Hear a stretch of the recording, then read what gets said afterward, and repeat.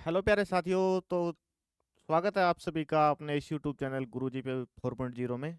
तो एक बार आप सब लोग बताएंगे आप सब कैसे हैं, आपकी तैयारी कैसी चल रही है। उम्मीद है तैयारी अच्छी चल रही होगी, आप सब भी अच्छे होंगे। तो आज तारीख हो चुकी है 5 जनवरी।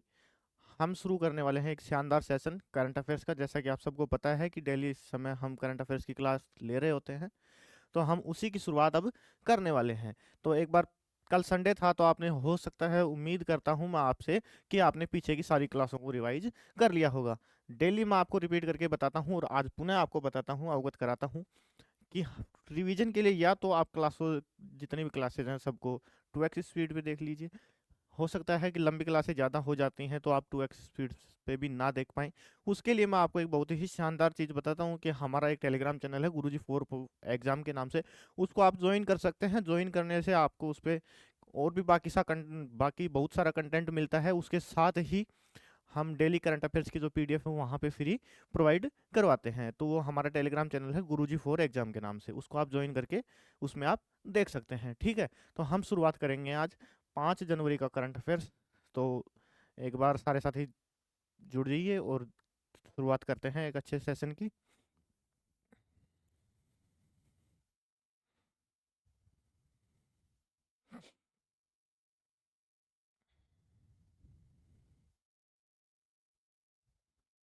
तो शुरुआत करते हैं एक अच्छे सेशन की, ठीक है। आज हो चुकी है 5 जनवरी, ठीक, और दिन है सोमवार। तो एक बेहतर से शानदार से सेशन की शुरुआत करते हैं। तो चलिए पहले क्वेश्चन पर चलते हैं आज के पे।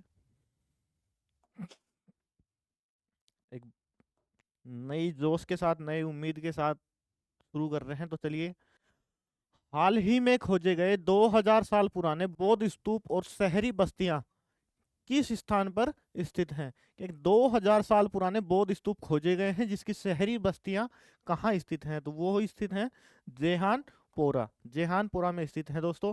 ये जेहानपोरा कहाँ स्थित है? कश्मीर में एक बारामूला नाम की जगह है, जो जिला है वहाँ का, वहाँ ये स्थित है, ठीक है। तो कुछ इस तरीके के ये हैं जो खोजें चल रही हैं, आप देख पा रहे होगे। इसके बारे में और जानकारी लेते हैं हम। जम्मू कश्मीर के बारामूला जिले के एक गांव जहानपोरा में 2000 साल पुराने बौद्ध स्तूप और शहरी बस्तियां स्थित हैं। जहानपोरा में खोजे गए पुरातात्विक अवशेष मुख्य रूप से कुषाण काल, पहली तीसरी पहली से तीसरी शताब्दी ईस्वी के हैं, ठीक है। बहुत ज्यादा पुराने हैं, 2000 वर्ष पुराने, पहली से तीसरी शताब्दी के बीच के पुराने हैं। यह स्थल झेलम नदी घाटी में स्थित है। जो ये जगह है बारामूला, ये जो जहानपुरा जगह है, ये कौन सी नदी के किनारे स्थित है? झेलम नदी के किनारे। झेलम नदी की घाटी है, वहां स्थित है, जो प्राचीन निपटान पैटर्न में नदी भूगोल की भूमिका को दर्शाता है। ड्रोन, हवाई फोटोग्राफी और मानचित्रण का उपयोग करके व्यवस्थित पुरातात्विक सर्वेक्षणों ने एक प्राचीन संरचनात्मक परिसर की उपस्थिति की पुष्टि की है। कि ड्रोन तरीके से, हवाई तरीके से, और जो संरचनात्मक मानचित्रण है ना, उसके तरीके से जो वहाँ के पुरातत्वविद हैं उन्होंने ये जानकारी जुटा के और इसकी खोज की है। जेहनपोरा टीले कश्मीर को कंधार के माध्यम से मध्य एशिया से जोड़ने वाले एक प्राचीन रेशम मार्ग गलियारे के साथ पाए गए थे। तो जेहानपोरा के जो टीले हैं वो कश्मीर को किससे जोड़ते हैं? मध्य एशिया से जोड़ने वाले एक प्राचीन रेशम मार्ग गलियारे को दर्शाते हैं। यह खोज एक फ्रांसीसी संग्रहालय में संरक्षित बौद्ध स्तूपों की दशकों पुरानी तस्वीरों से शुरू की गई थी। प्रधानमंत्री मोदी जी ने मन की बात कार्यक्रम में जेहानपोरा के निष्कर्षों पर प्रकाश डाला और उनके राष्ट्रीय महत्व को रेखांकित किया है। यह साइट गांधार बौद्ध सांस्कृतिक नेटवर्क के साथ कश्मीर के एकीकरण को स्थापित करती है। कश्मीर में बौद्ध धर्म अशोक के अधीन मौर्य काल 268 से 232 ईसा पूर्व के दौरान शुरू हुआ था। तो ये ईसा पूर्व है, ये आपको पता है ना, विपरीत चलता है, तो 268 से 232 ईसा पूर्व। ये है।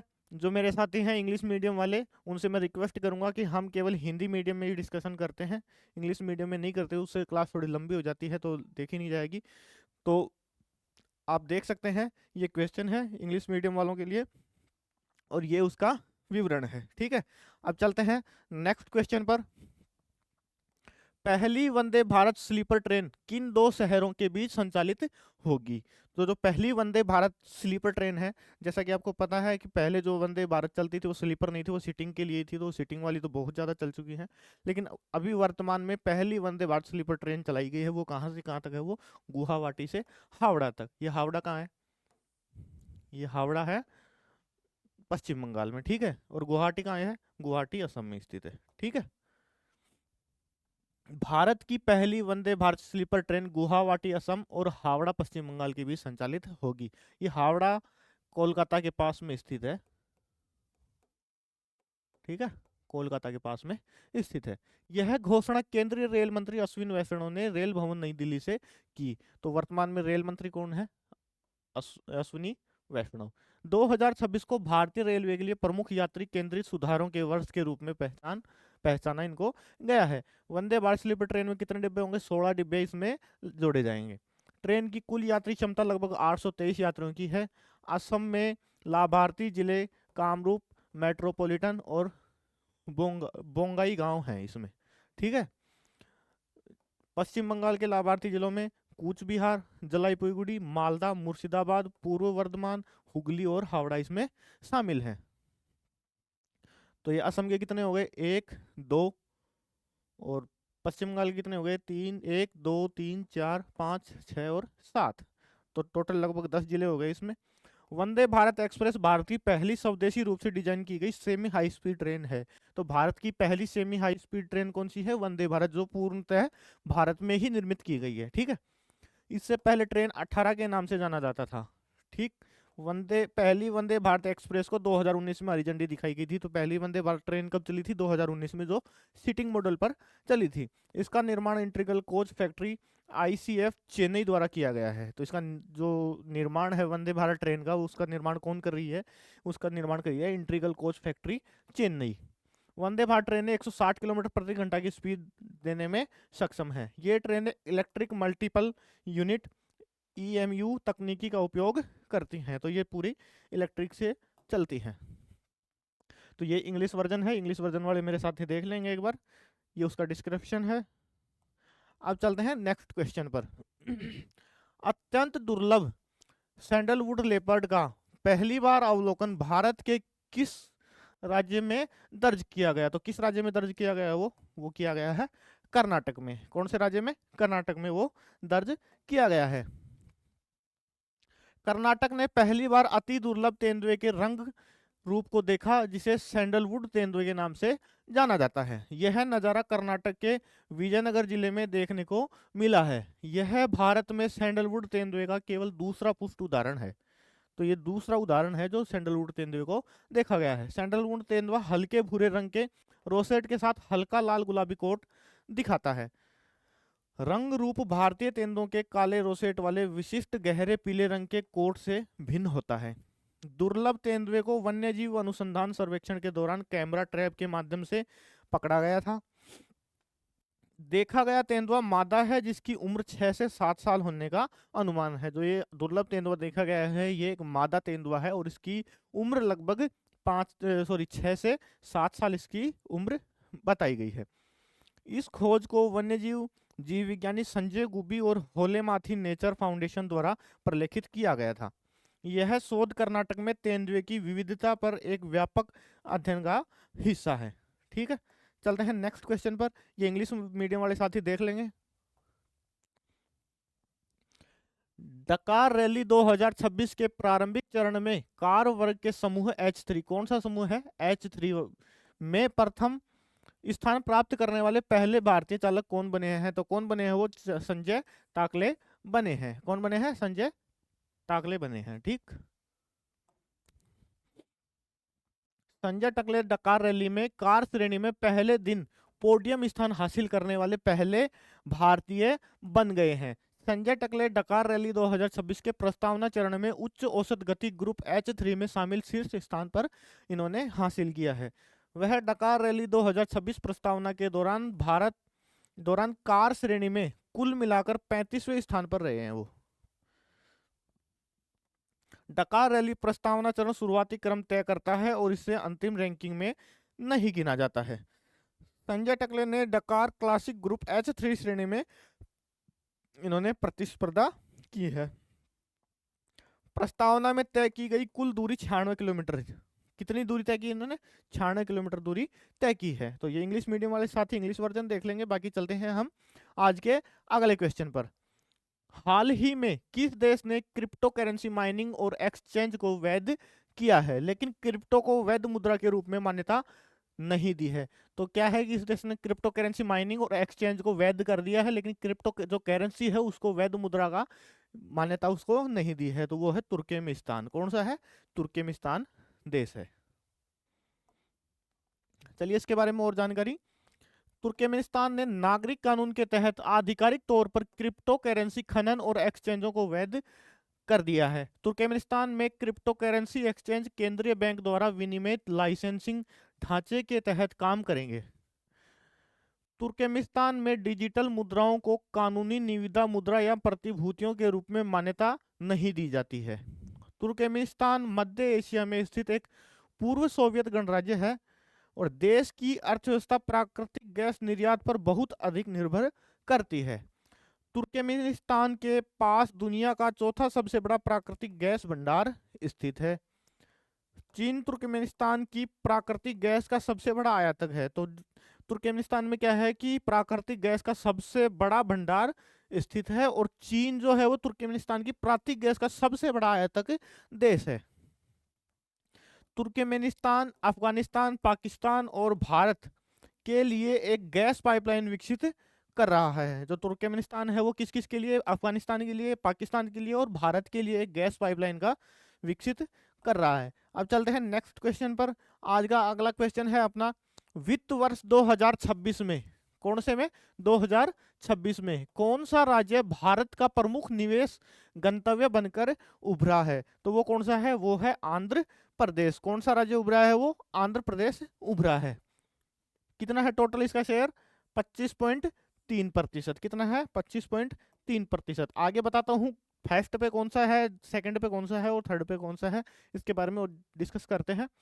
फाइनेंशियल ईयर 2026 में आंध्र प्रदेश भारत के अग्रणी निवेशक गंतव्य के रूप में उभरा है। फाइनेंशियल ईयर 26 के 9 महीनों में कुल प्रस्तावित निवेश में आंध्र प्रदेश का हिस्सा 25.3% रहा है। कितना रहा है? 25.3%, जो कि सर्वाधिक है। निवेश डेटा बैंक ऑफ बड़ौदा द्वारा जारी एक रिपोर्ट पर आधारित है। फाइनेंशियल ईयर 2026 में प्रस्तावित निवेश में 13.1% हिस्सेदारी के साथ ओडिशा दूसरे स्थान पर रहा है। प्रस्तावित निवेश में 12.8% हिस्सेदारी के साथ महाराष्ट्र तीसरे स्थान पर रहा है। तो 25.1 के साथ आंध्र प्रदेश हो गया। उसके अलावा 13.1 के साथ ओडिशा हो गया 2 नंबर पे, और उसके साथ 12.8% के साथ महाराष्ट्र 3 नंबर पे हो गया। कुल प्रस्तावित निवेश में आंध्र प्रदेश, ओडिशा और महाराष्ट्र का हिस्सा 51.2% रहा है। जो ये 3 स्टेट है, फर्स्ट, सेकंड और थर्ड, तीनों मिलके और तीनों का हिस्सा कितना हो गया? 51.2% हो गया। मतलब आधे से ज्यादा हिस्सा तो फर्स्ट, सेकंड, थर्ड वालों का ही निवेश में हो गया है। फाइनेंशियल ईयर 26 में कुल निवेश घोषणाएं साल दर साल 11.5% इसमें बढ़ी है। फाइनेंशियल ईयर 26 के दौरान प्रस्तावित निवेश का मूल्य 26.6 लाख करोड़ तक पहुंच गया है।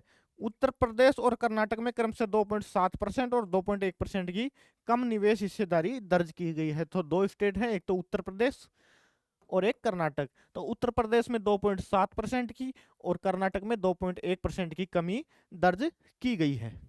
तो चलते हैं नेक्स्ट क्वेश्चन पर। इंग्लिश मीडियम वाले साथी मेरे प्यारे दोस्त देख लेंगे। अब चलते हैं नेक्स्ट क्वेश्चन पर।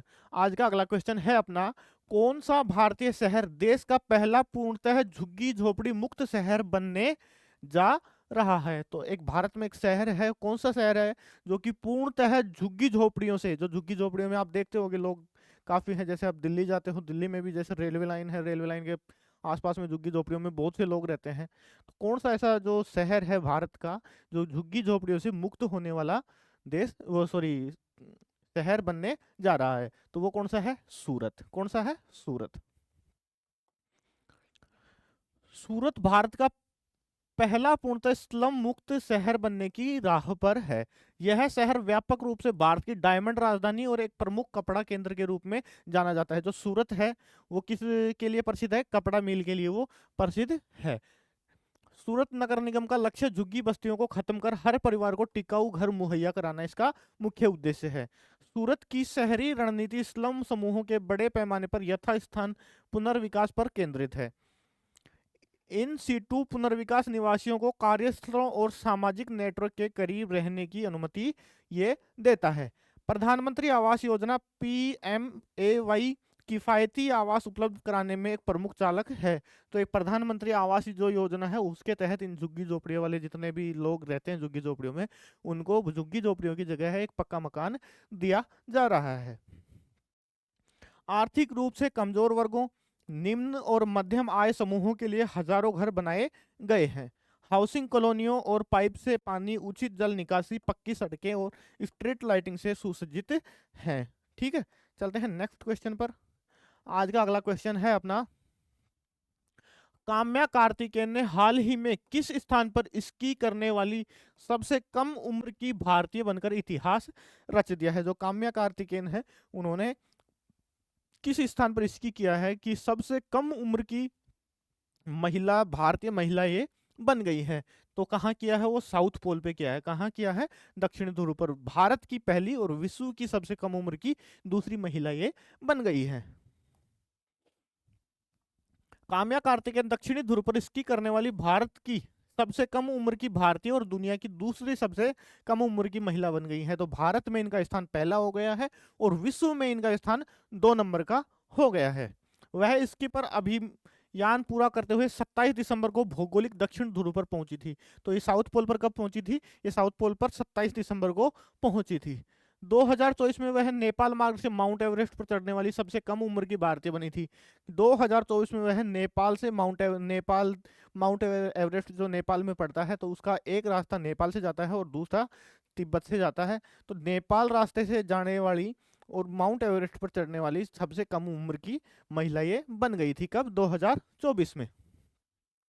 काम्या ने 16 साल की उम्र में माउंट एवरेस्ट पर चढ़ाई की और ऐसा करने वाली वह दुनिया की दूसरी सबसे कम उम्र की लड़की बन गई थी।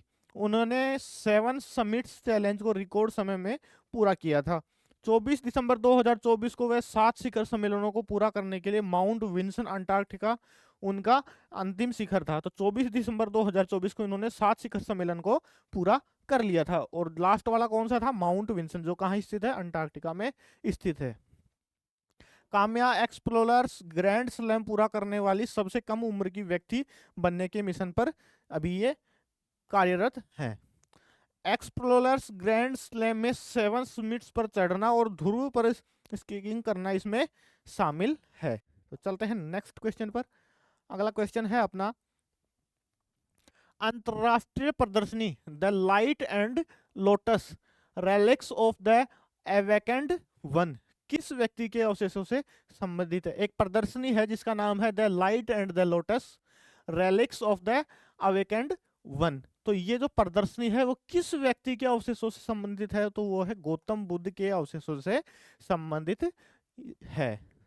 इसका जो उद्घाटन है वो पीएम नरेंद्र मोदी ने कहाँ किया है? न्यू दिल्ली में। कहाँ किया है? न्यू दिल्ली में। ठीक है, तो ये कहाँ स्थित है? न्यू दिल्ली में ये स्थित है। 4 जनवरी को ये पब्लिक के लिए खोली गई थी। प्रधानमंत्री नरेंद्र मोदी ने नई दिल्ली में भगवान बुद्ध के पवित्र अवशेषों की एक अंतर्राष्ट्रीय प्रदर्शनी का उद्घाटन किया है। प्रदर्शनी का शीर्षक the light and the lotus relics of the awakened one इसका शीर्षक है। यह प्रदर्शनी 127 वर्षों के बाद पिपरवाह अवशेषों के पुनर्मिलन का प्रतीक है। पिपरवाह के अवशेष गौतम बुद्ध से जुड़े हुए हैं और प्रमुख पुरातत्वविद महत्व इसमें रखते हैं। पिपरवाह स्थल पर मूल उत्खनन 1898 में किया गया था। पिपरवाह में आगे की पुरातत्विक खुदाई 1971 और 1975 के बीच हुई थी। यह प्रदर्शनी राय पिथौरा सांस्कृतिक परिसर नई दिल्ली में आयोजित की जा रही है। प्रदर्शित अवशेषों में रत्न अवशेष, शारीरिक अवशेष और बुद्ध से जुड़े अवशेष इसमें शामिल हैं। पीपरवाह के अवशेष एक शताब्दी से भी अधिक समय के बाद भारत वापस लाए गए। ठीक है, तो 100 वर्षों के बाद ये भारत वापस लाए गए हैं। अब चलते हैं नेक्स्ट क्वेश्चन पर। अगला क्वेश्चन है अपना, हाल ही में 1 जनवरी 2026 को कौन सा देश यूरो अपनाने वाला 21वां देश जो सदस्य है वो बन गया है? तो वो कौन सा है? वो बुल्गारिया, जिसने 1 जनवरी 2026 को कौन सी मुद्रा अपनाई है? यूरो। कौन सी अपनाई है? यूरो इसने अपनाई है। बुल्गारिया ने 1 जनवरी 2026 को यूरो को अपनाया और यूरोजन का 21वां सदस्य बन गया। तो अब 21वां सदस्य बन गया जिसने यूरो अपना ली है। यूरोपीय संघ में शामिल होने के लगभग 20 साल बाद बुल्गारिया ने यूरो को अपनाया है। तो यूरोपीय संघ में शामिल हुए बुल्गारिया को कितना समय हो गया? लगभग 20 साल हो गए, और 20 साल के बाद में इसने जो मुद्रा यूरो है उसको अपना लिया है। अब आगे देखते हैं, यूरो अपनाने के साथ बुल्गारिया ने अपनी राष्ट्रीय मुद्रा लेव, तो यूरो की जो मुद्रा थी पहले क्या थी? लेव थी। लेव को बंद कर दिया, और बंद करने के बाद में अब यूरो को अपनी मुद्रा बना लिया है, को बंद कर दिया, और जो 19वीं सदी के अंत में चली थी। राष्ट्रपति रूमेन राडेव ने यूरो अपनाने को बुल्गारिया के यूरोपीय संघ एकीकरण में अंतिम चरण इसमें करार दिया है। तो वहां के राष्ट्रपति कौन है? रूमेन राडेव वहां के राष्ट्रपति हैं। जो देश चर्चा में रहते हैं उसकी राजधानी आपसे पूछ ली जाती है, उसकी मुद्रा आपसे पूछ ली जाती है, उसके राष्ट्रपति आपसे पूछ लिए जाते हैं। तो ये राष्ट्रपति भी आप ध्यान रख सकते हैं। यूरो को पहली बार 1 जनवरी 2002 को पेश किया गया था। जो यूरो जो मुद्रा थी वो सर्वप्रथम 1 जनवरी 2002 को पेश इसको किया गया था। प्रारंभ में यूरो को 12 यूरोपीय देशों में लॉन्च किया गया था। क्रोएशिया 2023 में यूरोजन में शामिल हुआ और बुल्गारिया से पहले 20वां सदस्य बन गया था। तो जो अभी बुल्गारिया बना है वो 21वां सदस्य बना है, उससे पहले 20वां सदस्य कौन बन गया था? क्रोएशिया बन गया था। जो 2023 में उसने यूरो को अपनाया था। बुल्गारिया के शामिल होने के बाद यूरो उपयोगकर्ताओं की संख्या बढ़कर 350 मिलियन से अधिक हो जाएगी। यूरोपीय सेंट्रल बैंक जो है ये वहां का बैंक है। ठीक है, तो ये इंग्लिश मीडियम वाले जो मेरे साथी हैं उनके लिए है। तो आज के क्वेश्चन इतने ही थे जो करंट अफेयर्स के, वो हमने कंप्लीट कर लिए हैं। तो उम्मीद है आपको क्लास समझ में आई होगी, वीडियो पसंद आई होगी। अगर पसंद आई हो तो वीडियो को लाइक जरूर करें।